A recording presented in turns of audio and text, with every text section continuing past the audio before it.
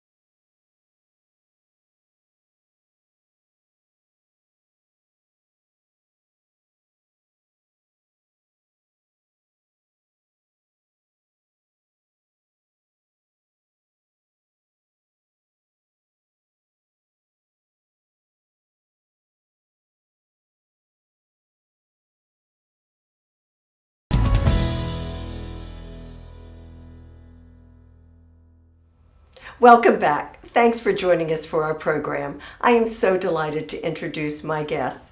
Kathy Brown, co-founder of Hope, Director of Therapy and Adaptive Programs, and Cindy Kears, Farm Manager and Riding Instructor at Hope. And it's wonderful to have you both here, Kathy and Cindy, and to talk about Hope, Horses Helping People. I congratulate you and everyone involved with this program. It's outstanding. And Kathy, help us as co-founder. Help us understand the concept behind Hope. Well, it's definitely been a piece of my heart for a long time. So sure. Many years ago when we first started, we were a very small program in somebody's backyard. And we weren't able to grow any because we were kind of stuck, and we're doing strictly just therapy, right? Physical therapy and occupational therapy at the time.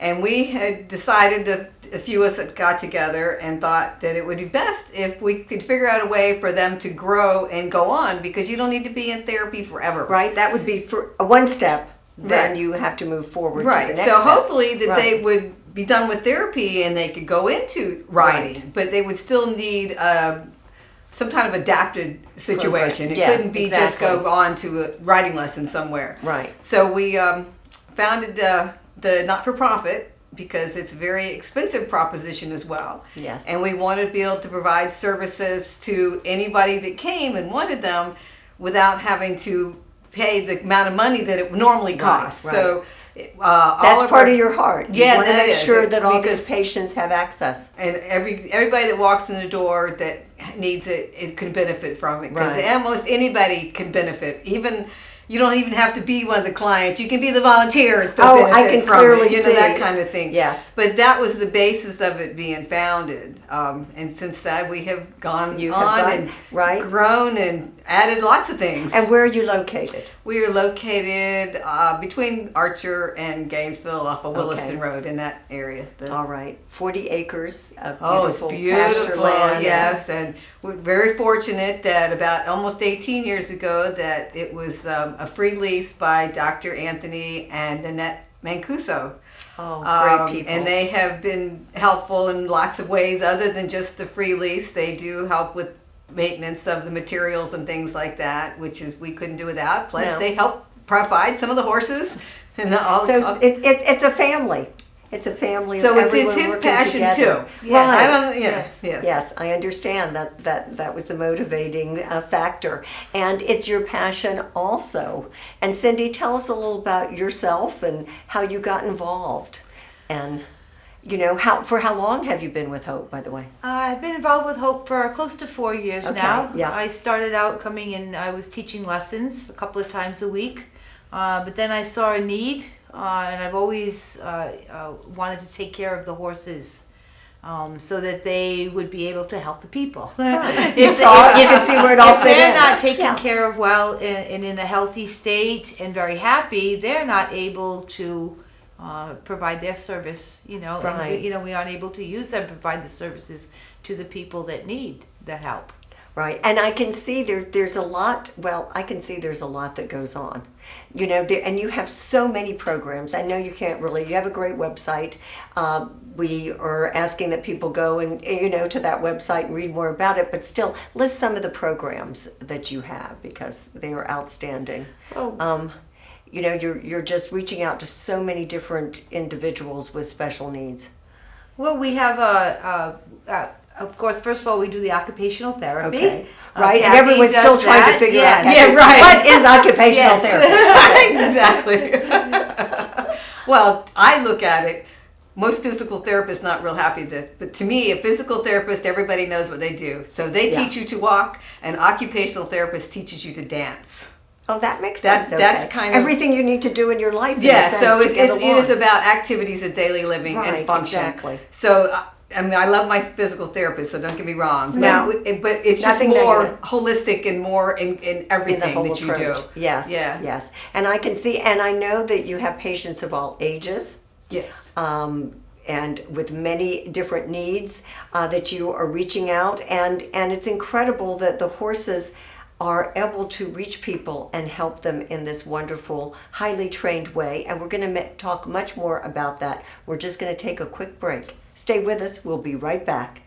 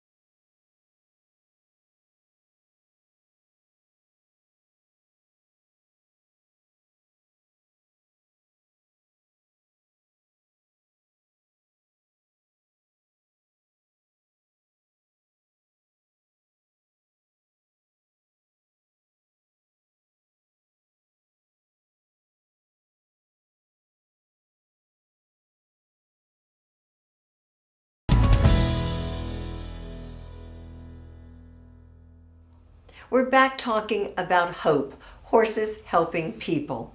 And welcome back to Cindy and Kathy. And let's go back to hope and talk about the people that you serve. The people really that motivate you, your clients, day to day. And again, the heart of hope. Help us. There is no understand typical it. person that we see, and we see them from 2 to 92. It really doesn't that matter as far as helps. age goes. Disability wise, as long as it is safe, we are happy to take them, and if they're wanting to come, we have all kinds of programs to see all people with all kinds of different types of disabilities, Right, whether it's cerebral palsy or dementia or PTSD, because we have autism and Yes. so and we have movement Wheelchair disorders. bound If you're and- wheelchair, we have our it's just about anything that we believe after doing we make safety and Right. assessments that they would actually benefit from it. And there's just so many benefits for everyone. There's even too many of that to name. It's just amazing. I It's like- understand. I get excited.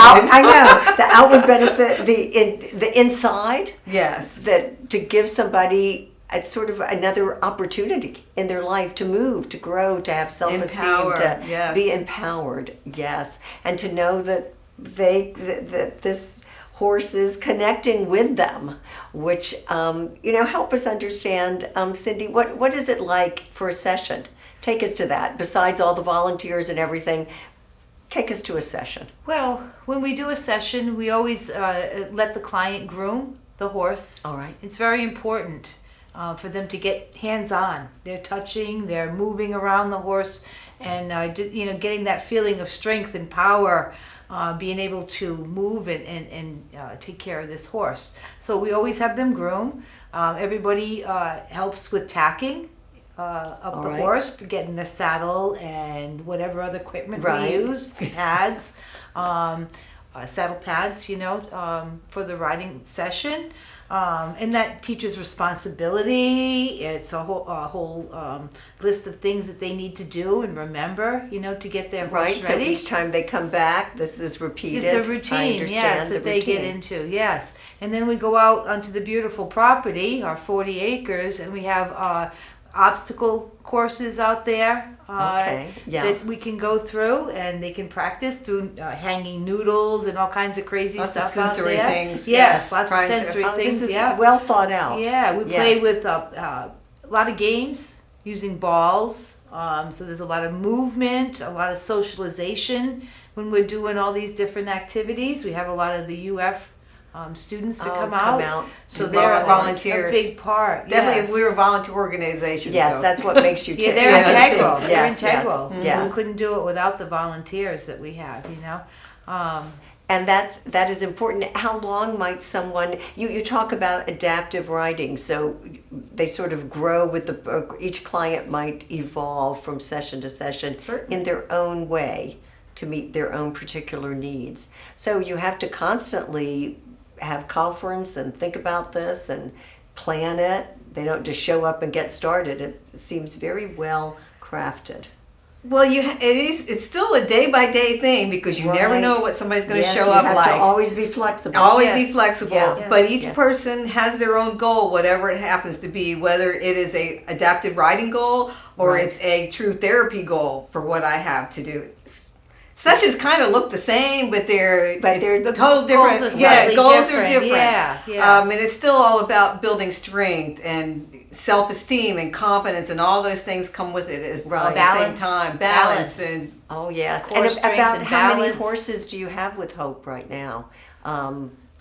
There's about 14 horses there now, and that's one of the trickiest things is to get a horse that can do this type of work. Yes. This is very no ordinary specialized. Horse. No, yes, very, I can see very that. special horses. Very special horses, and they have to be able to really almost to relate so much to the clients that it's almost it's just very special. Would seem not the ordinary.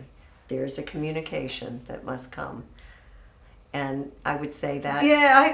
That's why we use them. They're so intuitive. They know what we're going to do before you even do it. Yes, they're talking to you. They're good teaching tools for lots of people too, because they don't lie. You have to be present in everything you do when you're around a horse. And in the moment. Right now. You have to be it's such present. an important thing for all of us to learn. Yes, what a great learning experience. Yeah. It's a marvelous program, Horses Helping People. We have much more to talk about. We'll take another break. Stay with us. We'll be right back.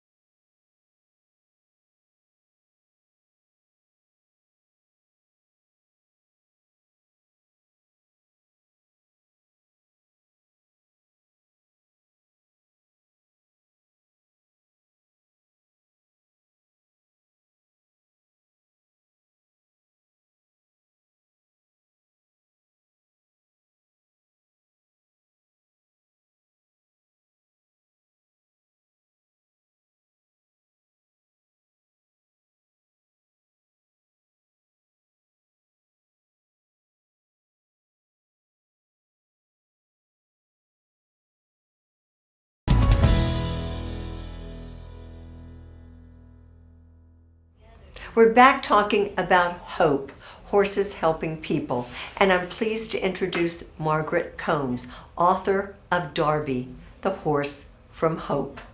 And Margaret, it is just a delight to have you here. Thank you, Ilene. Thank you. Your book is wonderful. It's a special book, Darby, the Horse from Hope, and your association with Hope is, I think, quite special also. Tell me how all of that came about. Well, it came about because of a dear friend who had been a physician in the military in Iraq, and then a Navy SEAL team doctor who, after nearly 8 years, came back with severe PTSD. At that time, nothing was helping a whole lot, and there were lots of therapies, but it was not being successful. So living in Gainesville, where there's such a large number of programs, there's obviously the VA here, there are many vets here, I felt that he needed to be away from the isolation he was in, and where there were other veterans who'd suffered the same way, and in some of the programs that we have here. Right, you could see this was the opportunity. It was, and someone told me about Hope. And so I made arrangements to go out and see Hope. And I was stunned and startled at the wonderful things that I saw. Everything from a little autistic child coming up and not talking to anybody, but reaching up and putting her hands on that horse's face. And then the veterans that come there from the Honor Center every week. And I watched their various therapy programs. I was there several days. And I saw a level of trust between the horse and the veterans that I don't think the veterans had with people. And that is what's wonderful about your book. You definitely exemplify that in this book, because what you're saying I had never realized could even be possible. Oh, yes. The fact that PTSD itself creates a mental condition where hope and trust and those things that we find are the better part of our nature go away. And then when these veterans learn that this horse they can trust, one of the things finally open up. And they can talk to them. And one of the things that amazed me one day was there was a veteran on a horse in the riding ring, and no saddle, just a lead rope. And the veteran laid back, all the way back, with his head on the horse's rump, and the horse went on around the ring and was absolute trust.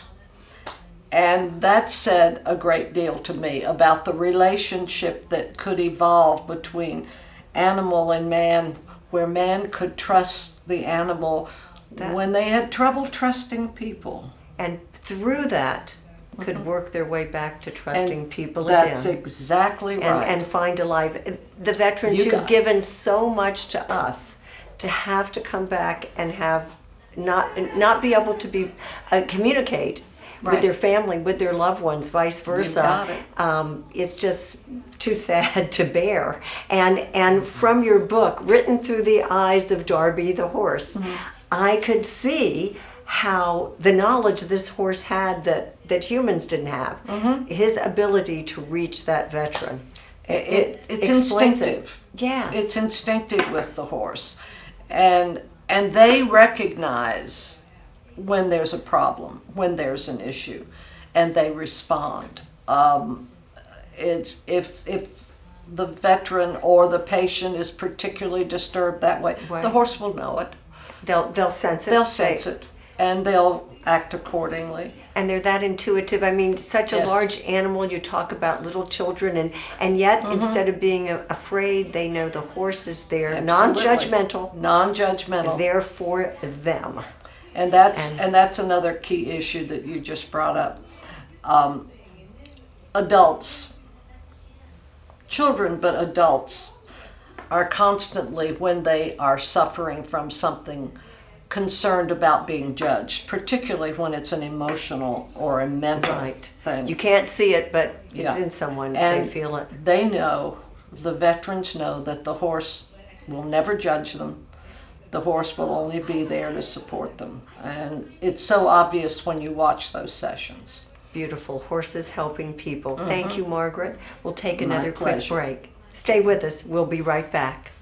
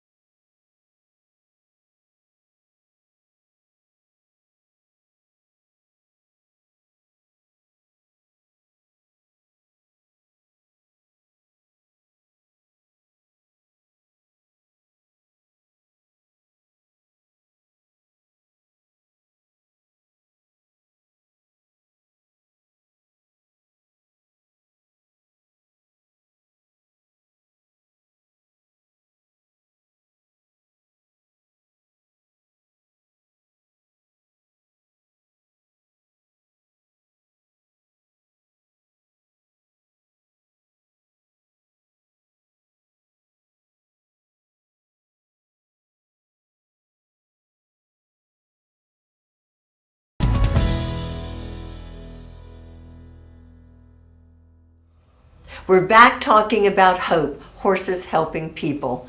And Kathy, thanks for joining us again.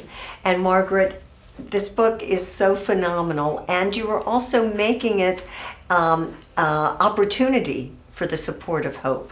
Yes, the royalties for the book go to Hope. I've done special events with them, and we'll do more.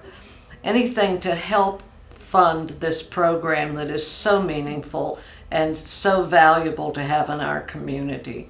We are fortunate Yes, we are. Yes, we are. that it is here. And yet, Kathy, how do you keep all this going? With it's a lot of help isn't from a it? lot of wonderful people that are willing to give their time, such as Margaret. Yes.